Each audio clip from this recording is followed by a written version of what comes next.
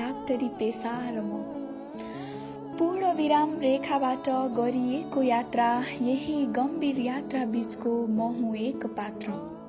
शिक्षाले ज्ञान दियो अनि ज्ञानले सिप, स्वास्थ्यको क्षेत्रमा बाल्ने मञ्च दीप, स्वास्थ्यको क्षेत्रमा बाल्ने मञ्च दीप।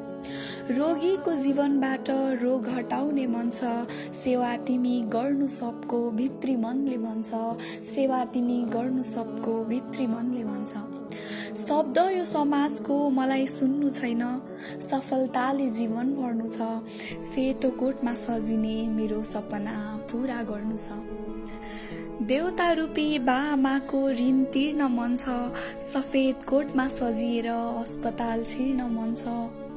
साथीहरू म्यासेज गर्छन्, घुम्न बोलाउँछन्, रसाएका नयन मेरा यसै टोलाउँछन्।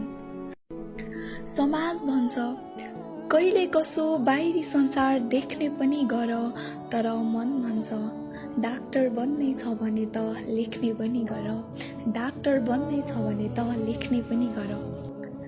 जीवनभरि एउटै मात्र पढ्छौ अनि लेख्छौ, साधना बिना सेतो कोटमा कसरी चाहिँ देख्छौ, साधना बिना सेतो कोटमा कसरी चाहिँ देख्छौ।